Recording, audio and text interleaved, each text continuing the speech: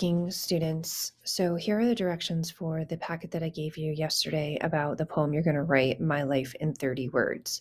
So this looks almost exactly the same, except I erased the due date. So you can cross that out because that was wrong. So eventually what you'll do is you'll either create your poem digitally or by hand. If you do it digitally, you'll paste the link there. So you've basically just been selected as Times Magazine's Poet of the Year.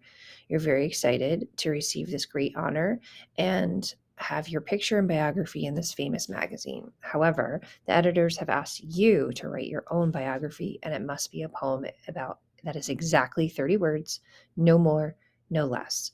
So what's going to help you do that is you're going to think of the 30 words that best describe you and your life. And these words can only describe you and your unique personality and your talents, and what makes you different from everybody else. So the first task that you're going to handle today is brainstorming as many words as you can to describe yourself, thinking about your hobbies, your quirks, meaning things that you do that nobody else does, abilities, personality traits. Some adjectives might be messy, neat, moody, picky, artistic, sporty, family oriented, and then also think about your likes and dislikes. Okay.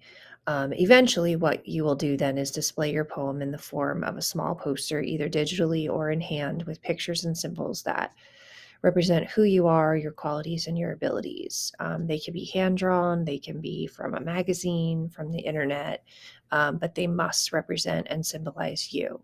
Obviously, as always, don't forget to check your spelling and your grammar errors and be creative. Really, really think about who you are as a person.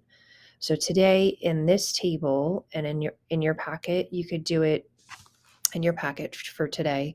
Write down some things in this table about yourself. So just go through each box, come up with as many as you can. I mean, you may not use all of them, but it's better to have more than less. Okay. Just to give you some examples, if you turn your packet page to where it says example poems, this is kind of what the final result might look like. You can write in third person point of view as if someone else is writing about you, or you can write it from your own perspective. So, an example of third person is this one about Mason, fiery troublemaker who torments his sister and frustrates his parents. He craves chocolate ice cream, pizza, and salty popcorn, lives for retro video games and fishing with his buddies. And then the example in first person is about Jacinta. I am a Spanish speaking, hamburger loving sister and daughter. I dream of Paris, bungee jumping, and becoming a nurse. Fast reader, expert texter, loud laughter, storyteller, and athlete. So once we get to this part, you're definitely going to have to pick your own point of view. And then here's where you'll construct your rough draft of your poem, only one word being in each box. There are also 3 other examples of final results linked here. If you want to take a look at them, you can. In the assignment that, or in the packet that I post in Schoology, you'll have access to this packet digitally, and you can just click on these links and open them and take a look at kind of the final results. You might just have to zoom in order to see the words, and some of them are in cursive and some of them aren't, but that's kind of what it would look like in the end. But we're not there yet. We're just starting. Okay, so do your best you can. Brainstorming the rubric is down here if you're interested, but again, I'll go over that later. But today, this is what you're looking at as you're working at this table to start and coming up with as many adjectives. Use a thesaurus online.